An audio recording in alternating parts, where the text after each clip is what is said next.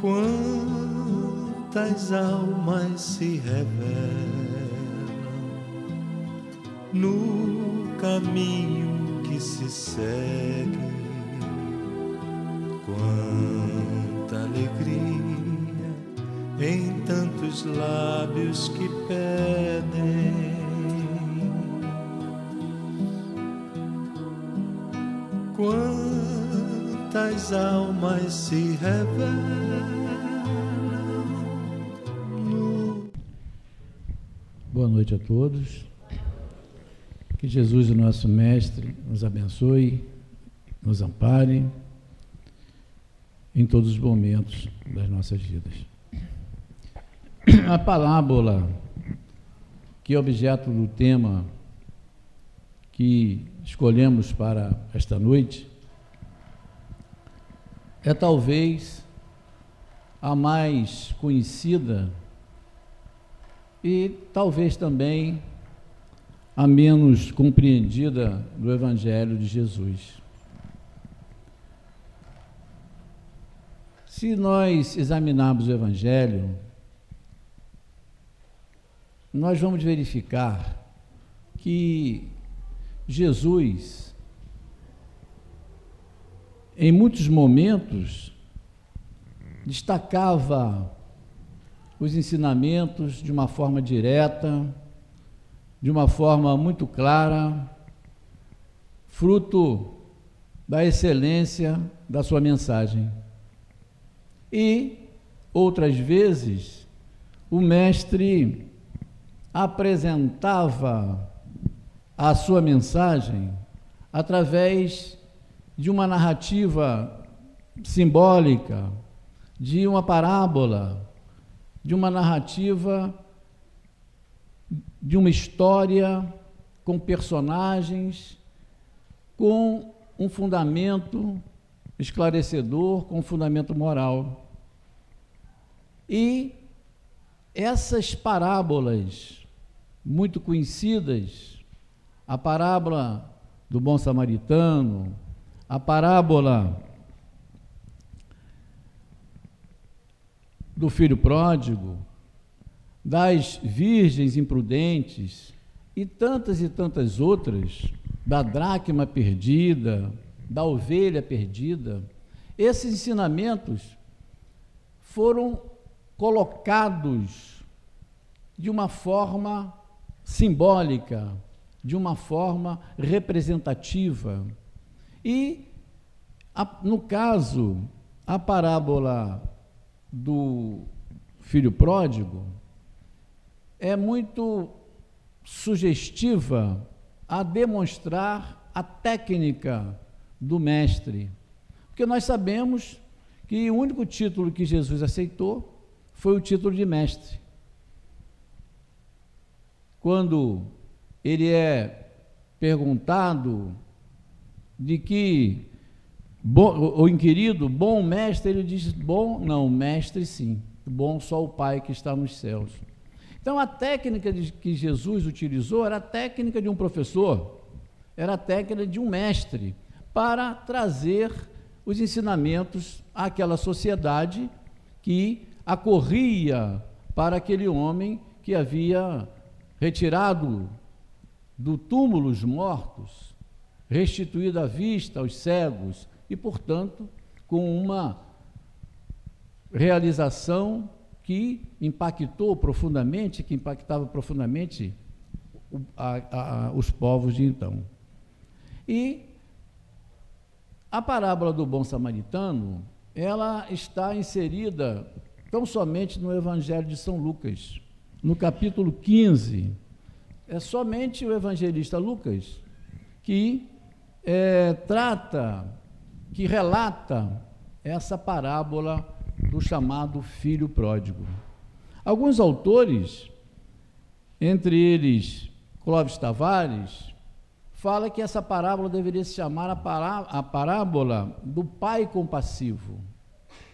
Outros, dos dois filhos, mas ficou consagrado o nome como a parábola do filho pródigo.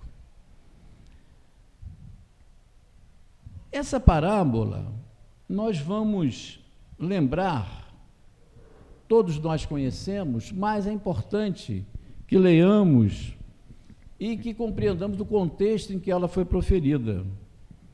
Jesus começou a ser criticado porque convivia com pecadores, com pessoas desclassificadas, com prostitutas, com aqueles que eram repudiados pela sociedade hebraica, pelos publicanos. Então, Jesus trazia, ou vinha em torno da sua personalidade, da sua pessoa, aquelas pessoas que não eram benquistas na sociedade, e gerando uma crítica no sentido de que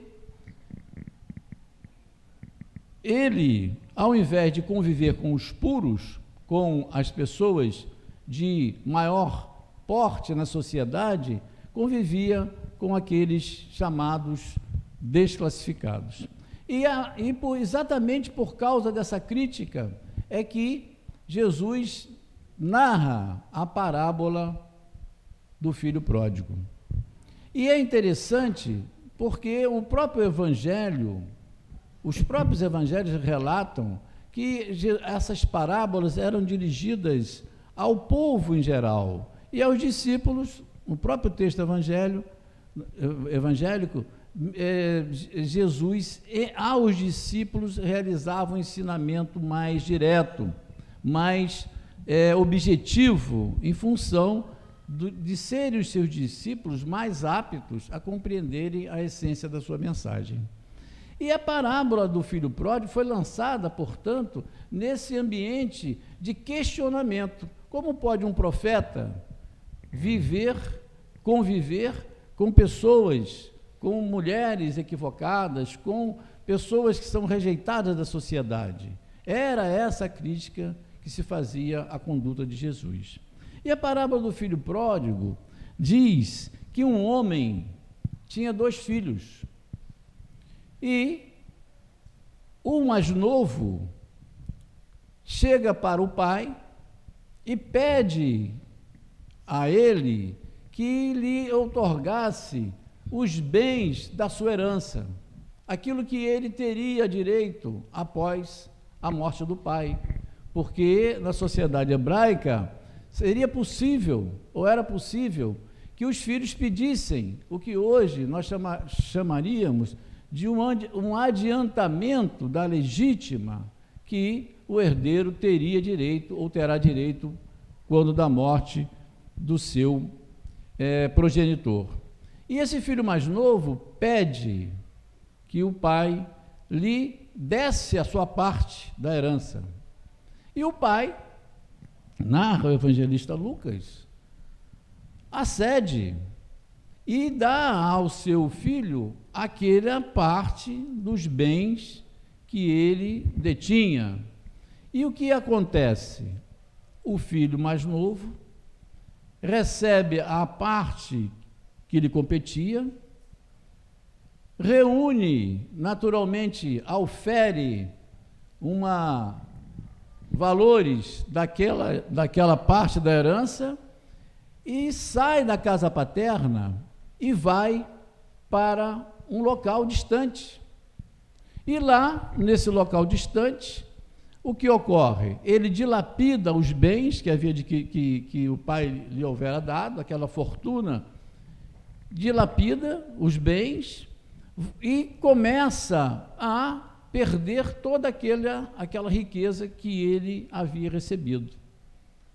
Com isso, ele passa a uma situação de dificuldades e, narra Jesus, sobreveio uma grande fome, uma grande seca e, consequentemente, uma grande fome, e esse filho fica totalmente privado de qualquer condição de sobrevivência. E ele, diante daquela iminência da própria morte por falta de recursos para subsistir, já que havia dilapidado todo o patrimônio, ele pede um emprego e vai tratar de porcos nessa região distante em que ele havia, para onde ele havia se deslocado. Os porcos, na concepção hebraica, são animais que não poderiam sequer servir de alimento. E, portanto, a lei mosaica proibia, como proíbe, de que as pessoas se alimentassem de porcos. E, portanto, era uma grande degradação para alguém, principalmente um judeu, trabalhar cuidando de porcos, que era considerado um animal impuro pela sociedade hebraica. Mas ele, diante da necessidade, narra a parábola, ele vai tratar dos porcos. E nesse momento ele começa a fazer, e o evangelista utiliza essa palavra, ele, diante daquela dificuldade, começa a imaginar a consequência do seu ato, e caindo em si, ele lembra de que na casa do seu pai, até os empregados tinham uma vida confortável, eram bem alimentados, e ele, filho do pai, estava naquela situação degradante. O que ele pensa? Apesar de ter pecado contra a lei, contra o meu pai, eu, por força desse cair em si, vou voltar à casa paterna e vou pedir ao meu pai que me coloque como um empregado, porque eu já não sou digno de ser filho, porque a minha conduta eliminou aquela ligação que eu tinha com meu pai.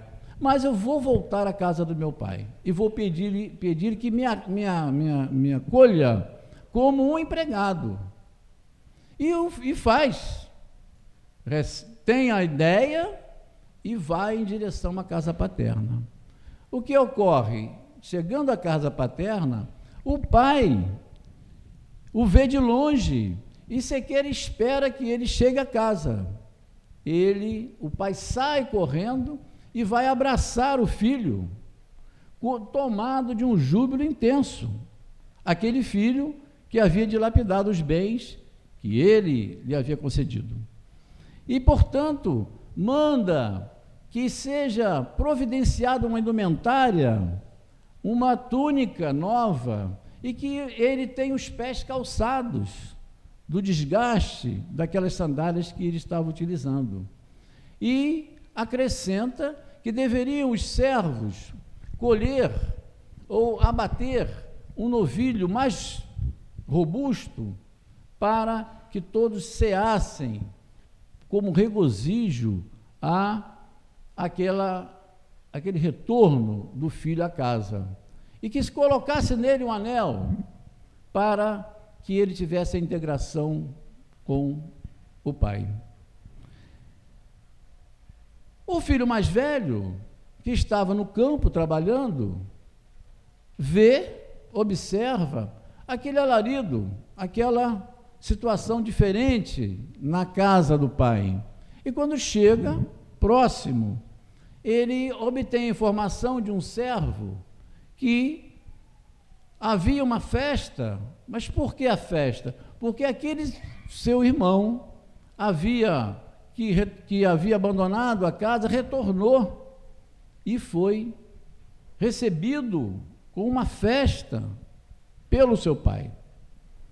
O irmão mais velho, aquele que havia permanecido fiel ao pai, ele é tomado de uma indignação, recusa-se a entrar na casa, porque, na sua palavra, eu trabalhei anos e anos, e esse meu irmão, que dilapidou todos os bens que havia recebido, é recebido com uma festa. Portanto, eu me recuso a entrar na casa do pai. O pai de família, tendo conhecimento dessa conduta do filho mais velho, o que ele faz? Ele sai, vai de encontro ao filho mais velho e diz: meu filho, tudo que eu tenho é teu. E o filho, tomado de indignação, diz: pai, eu trabalhei anos e nunca sequer, no texto evangélico, mataste um cabrito para que eu pudesse desfrutar desses momentos de prazer com os meus amigos. E o pai diz: meu filho, tudo aquilo que eu possuo é teu. No entanto, esse filho estava morto e reviveu. E a parábola termina aqui. E nós poderíamos, dentro das várias interpretações que podemos tirar dessa história contada por Jesus, porque há no Evangelho fatos verídicos e há fatos criados pela magistral percussiência do mestre para transmitir a sua doutrina. Entre esses fatos, entre essas histórias, a parábola do filho pródigo. O pai de família é Deus, é o Criador da terra, do céu e de tudo que existe, o Criador do universo. Os filhos, o filho mais velho e o filho mais novo, representam a humanidade. Nós, os homens, que realizamos as opções quando recebemos o selo divino da nossa criação como espíritos. No livro dos Espíritos, nós sabemos que o espírito é criado dentro de um processo de evolução, desde as situações, desde as construções mais elementares, para um momento em que aquele princípio inteligente recebe uma qualificação e se transforma em espírito. Ou seja, o princípio inteligente da criação se individualiza e adquire a consciência do existir. Esse momento em que nós adquirimos a consciência, a individualização da nossa personalidade, da nossa essência, é o momento que nós podemos chamar da criação do espírito. E o livro dos Espíritos fala que somos criados simples e ignorantes, porque o processo de evolução vai nos conferindo, vai nos irrigando para que nós conquistemos paulatinamente o chamado livre-arbítrio. E quando nós detemos o discernimento, nós detemos a consciência do existir, é o momento em que nós poderíamos dizer da criação do espírito, que se perde na noite ou nas noites dos tempos, no momento da criação. E esse filho pródigo, esse filho que Jesus coloca como aquele que dilapidou os bens, representa o homem utilizando o seu livre-arbítrio, abandonando a casa do Pai. A casa do Pai é ou representa a nossa essência divina, a nossa base fundamentada nas leis divinas. E como nós não somos seres autômatos, somos seres dotados de inteligência, de livre-arbítrio, nós vamos fazer as nossas opções no curso das nossas vidas.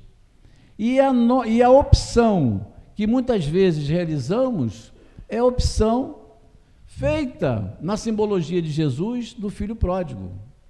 Quando detemos as condições para um caminhar seguro, um caminhar mais harmonizado com as leis de Deus. No entanto, pelas injunções materiais, nós abandonamos essas regras que estão na nossa consciência e vamos enveredar pelos caminhos do prestígio aos interesses que não são os interesses de Deus. E vamos, portanto, viver uma vida pautada pelos princípios da materialidade. Foi o que fez o filho pródigo.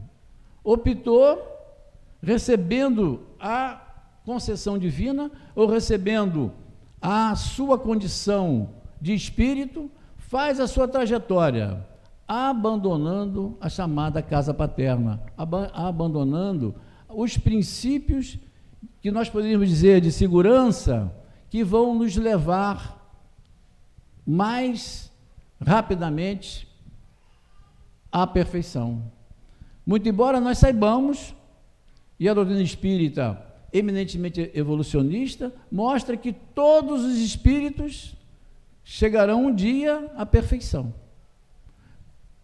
Sendo, portanto, uma doutrina evolucionista, porque por mais equívocos que nós realizemos, nós chegaremos hoje, um pouco mais tarde, ou muito mais tarde, à perfeição. Esse espírito vai, diante das experiências que vai passar, atingir a perfeição. E é muito interessante, porque Deus, o Pai, sempre está de braços abertos. Muito embora Deus não seja um homem, mas numa imagem simbólica, Deus sempre acolhe aquele que se desvia do bom caminho. E, no caso da parábola, o que ocorre? O pai de família, que simboliza Deus, vai ao encontro do seu filho, acolhe-o na sua casa e coloca o anel no seu dedo, que é um símbolo de reintegração familiar. O chamado anel sigilo é o anel que os filhos tinham direito. Lhe veste uma túnica nova e demonstra uma grande alegria pela recuperação, pelo retorno do seu filho. É muito interessante essa parábola, porque ela mostra a nossa existência. Quando nós caímos em si, cada um de nós cai em si. É um momento de conscientização daquilo que nós devemos ou não devemos fazer. Então, mostra a trajetória do espírito, em que somos convidados ao mundo para várias tarefas, várias situações, e momentos há em que nós fazemos esse cair em si, essa tomada de consciência, para que nós possamos direcionar a excelência da nossa vida. Mas não basta a intenção. O filho pródigo caiu em si, reconheceu o erro, e o que realizou? Ficou parado? Não. Ele volta à casa do pai. Então, é o arrependimento do erro. Volta para ser o quê? Filho? Não. Ele não se considerava digno de ser filho, porque ele já havia rompido o laço que unia o pai. E na sociedade hebraica, nenhum pai teria a grandeza ou faria o que o pai da parábola fez. Já que o filho rompeu os laços, já que o filho levou os bens, a tarefa do pai já estava realizada. E cabe nos lembrar uma passagem também muito interessante, que mostra como a sociedade hebraica, por isso que Jesus, muitas e muitas vezes, falava de uma forma contundente e muitas vezes utilizava das parábolas.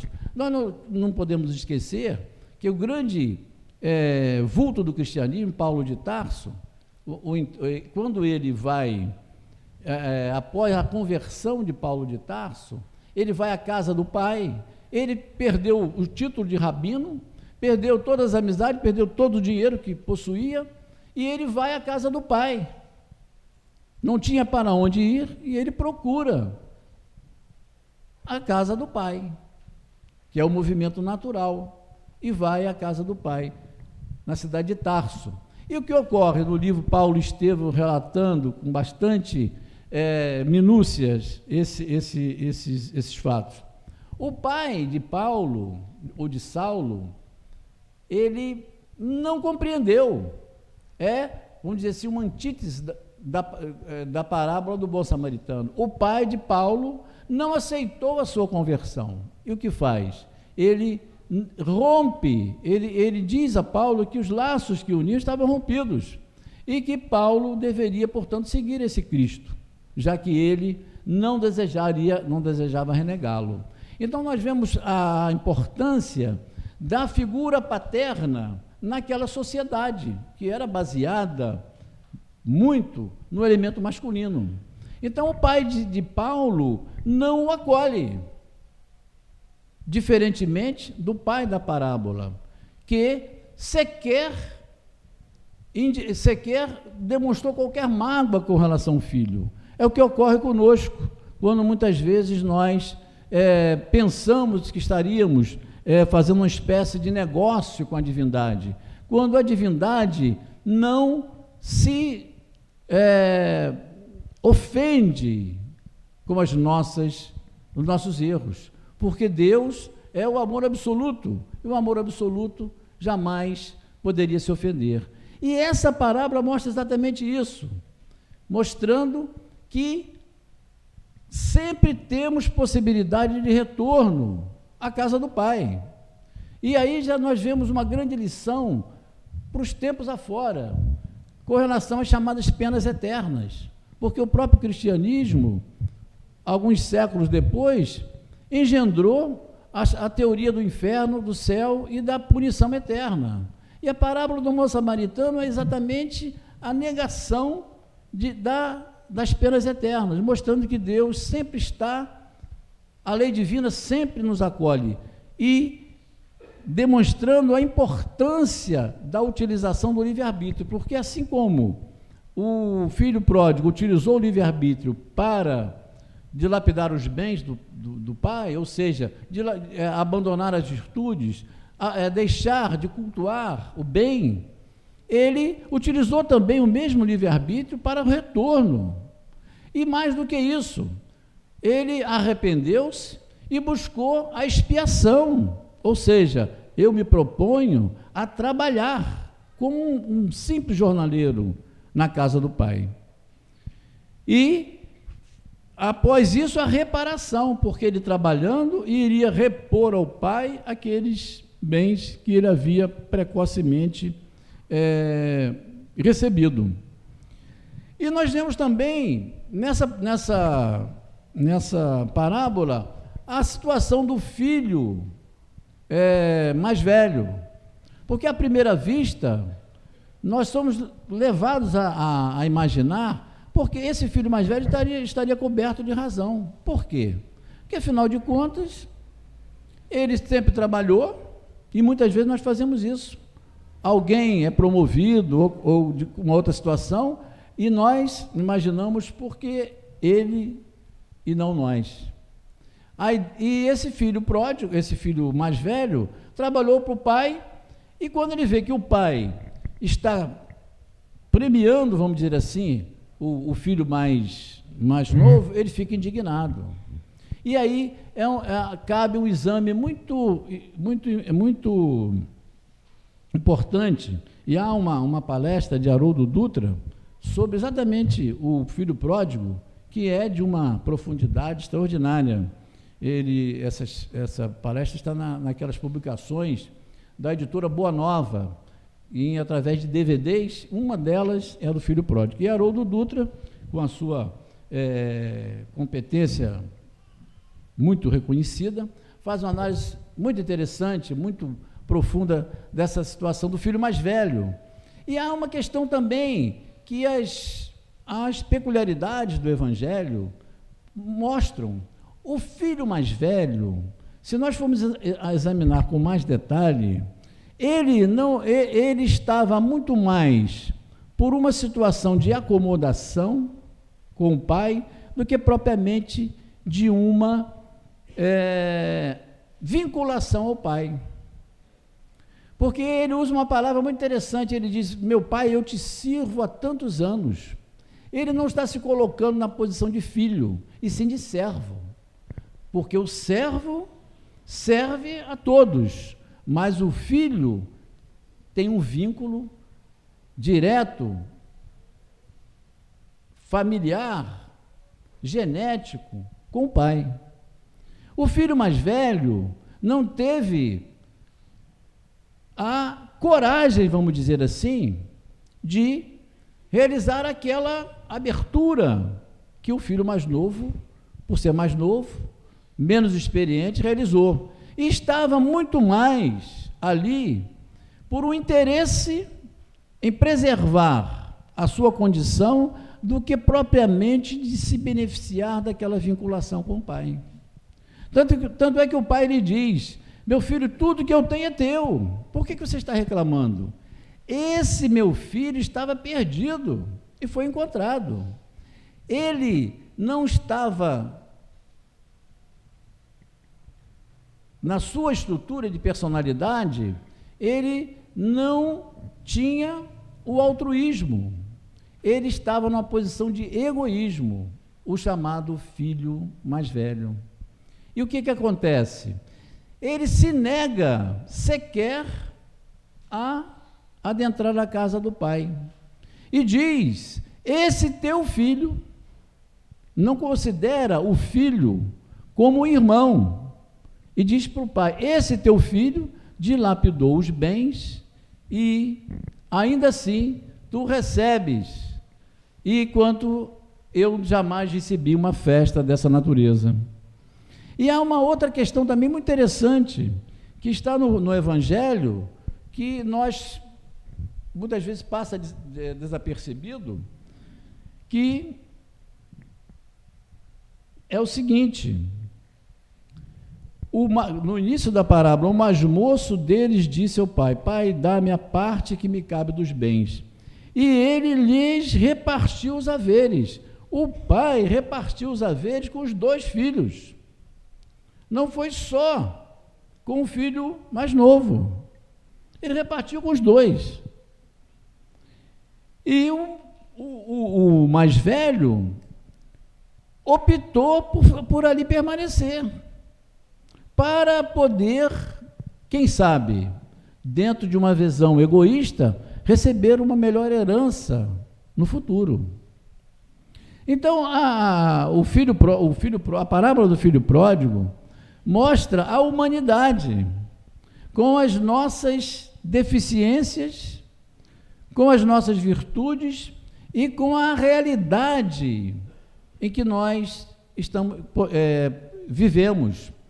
E muitas vezes nós, muito embora essa parábola tivesse sido direcionada há 2000 anos atrás, a sua atualidade é extremamente relevante, porque há um convite e uma reflexão muito profunda, no sentido de mostrar que Deus sempre está aberto.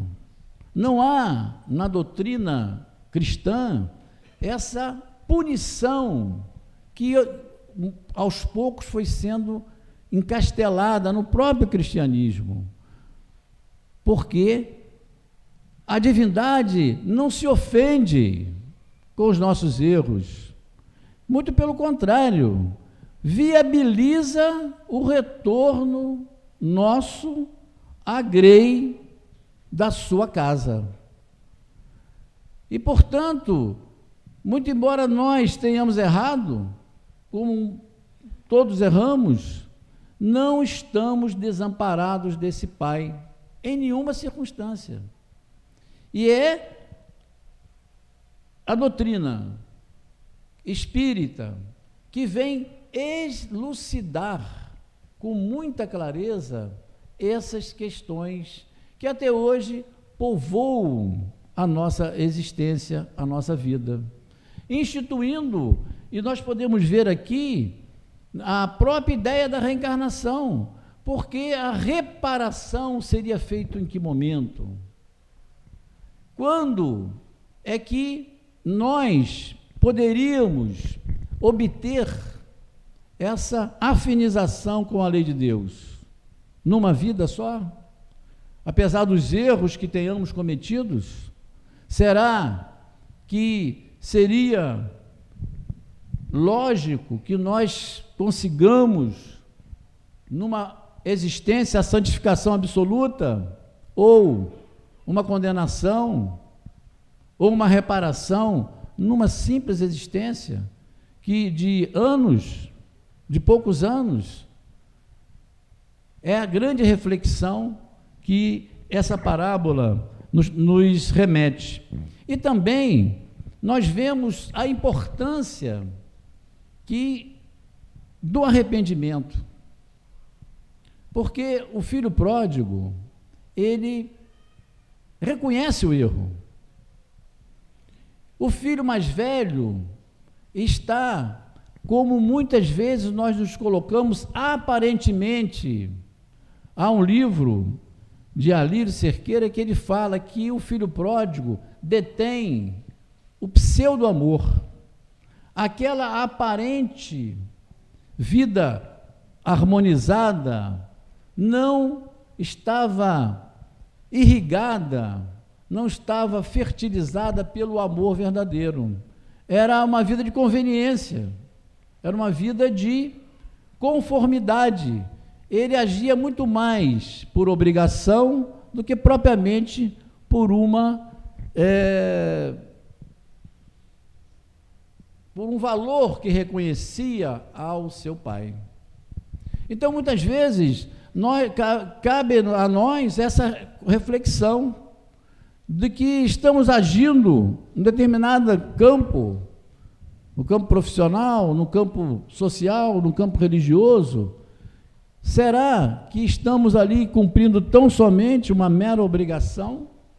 Ou estamos verdadeiramente conscientes, reconhecendo o valor do outro? Porque a grande dificuldade do ser humano é o reconhecimento do valor do outro. Muitas vezes, e o Evangelho é muito claro nesse sentido, né? Nós identificamos o erro alheio com muita facilidade, mas não identificamos o nosso. Por que identificamos o erro alheio? Porque o erro alheio é o nosso erro que está refletido no outro. Então, nós vemos com muita facilidade.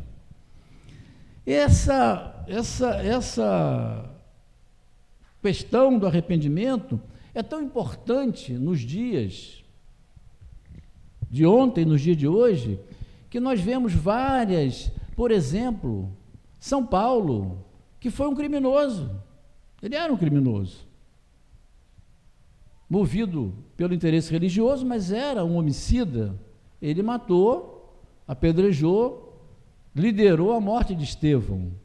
Quando ele é defrontado com a figura do Cristo, quando ele se converte, quando ele cai em si, como o filho mais velho, o filho mais novo, ele utiliza uma frase que no livro Paulo Estevão e também no relato, nos Atos dos Apóstolos consta: Senhor, o que quereis que eu faça?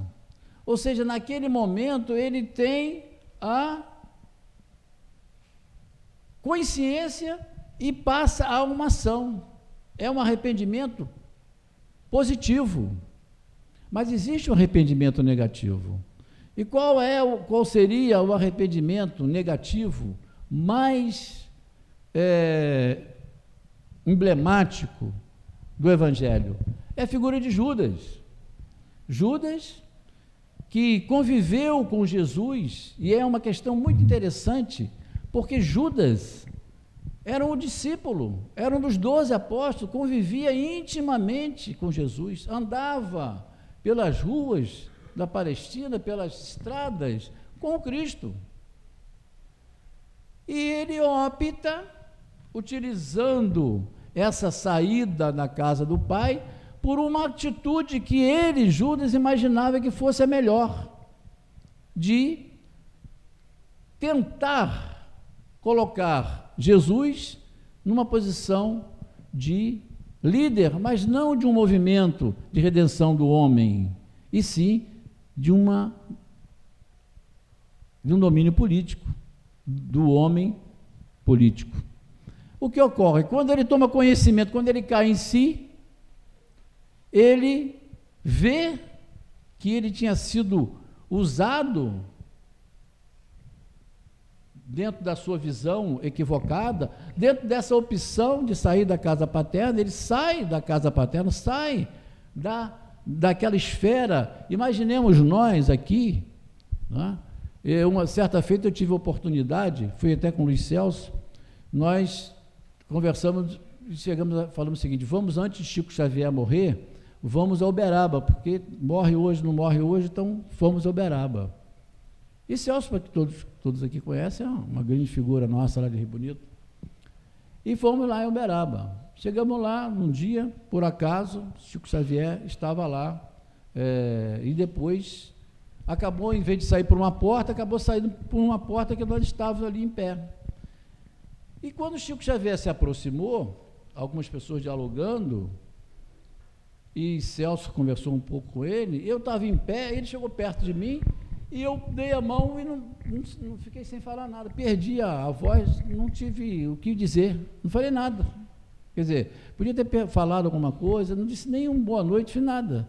Quer dizer, o impacto daquela figura, eu fui assim, fiquei parado, quieto, e quase que Chico Xavier ruim, que foi quem segurou na minha mão, porque eu nem a mão, fiquei assim, estático. Imaginemos nós, ante aquela figura, vamos dizer assim, aquela ambiência, aquele magnetismo pessoal que o Chico, né, exalava pelo seu valor moral, pela sua conduta, pela sua obra. Imaginemos nós a convivência com o Cristo. Apesar disso, Judas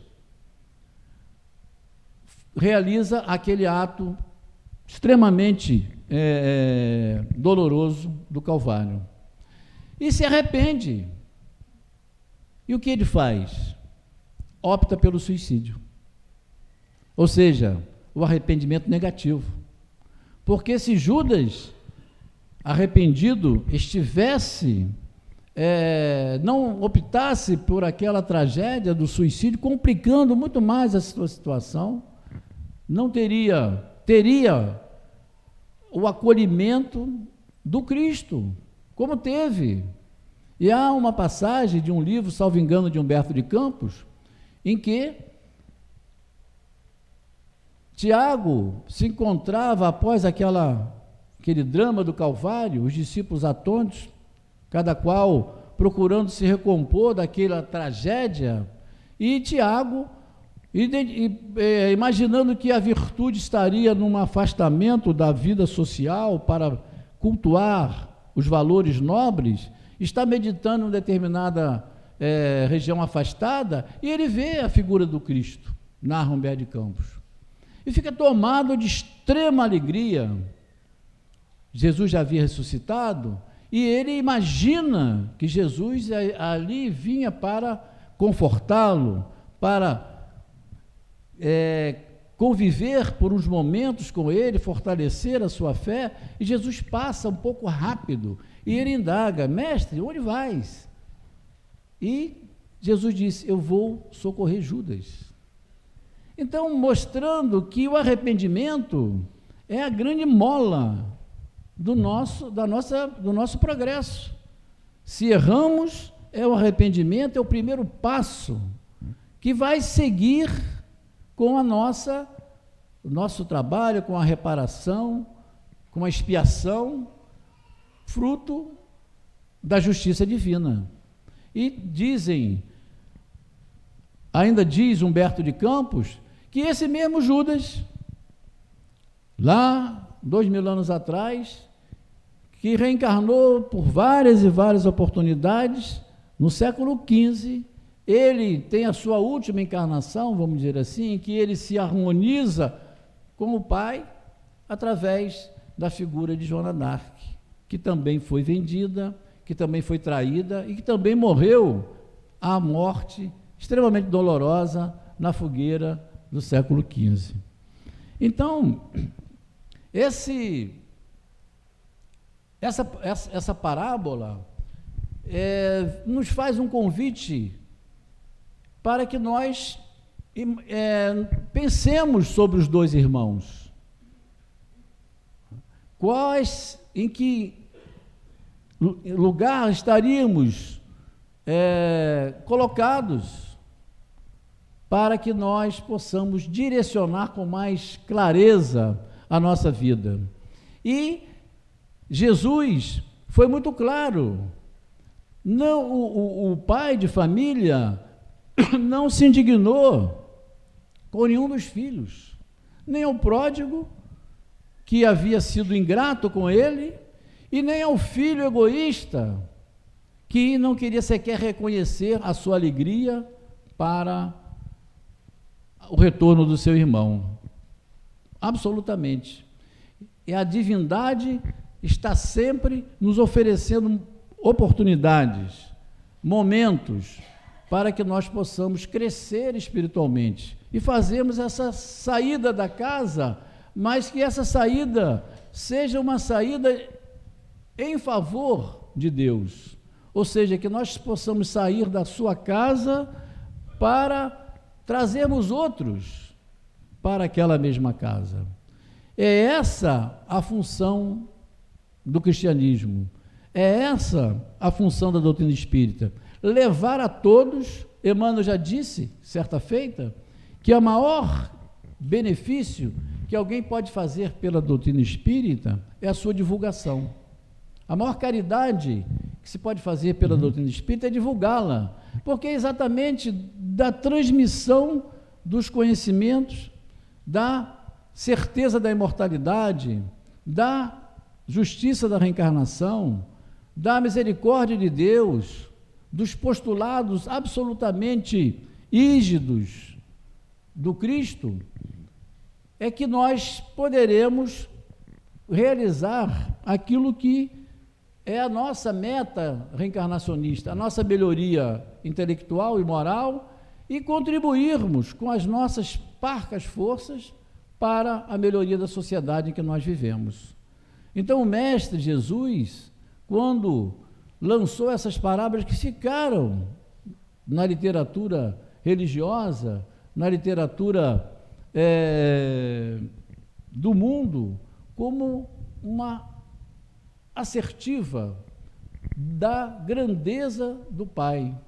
E Jesus definiu Deus da forma mais amorosa, o Pai, aquele que provê, aquele que tem o amor pelos seus filhos.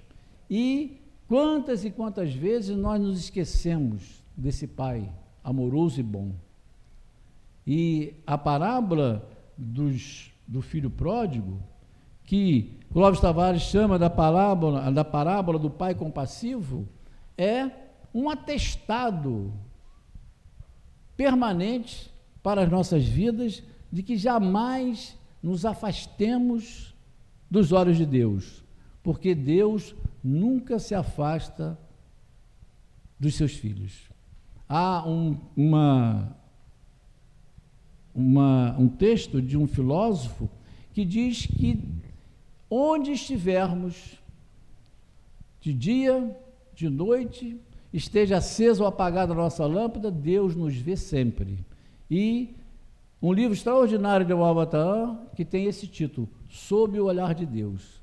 Então, nós podemos extrair dessa parábola a certeza de que estamos todos sob o olhar de Deus e que esse olhar possa nos levar ou fazer com que nós reconheçamos a necessidade do trabalho no bem, do esforço, do arrependimento e da certeza de um mundo melhor nessa vida, nas outras vidas, sempre caminhando no rumo do progresso, que é a meta de todos nós.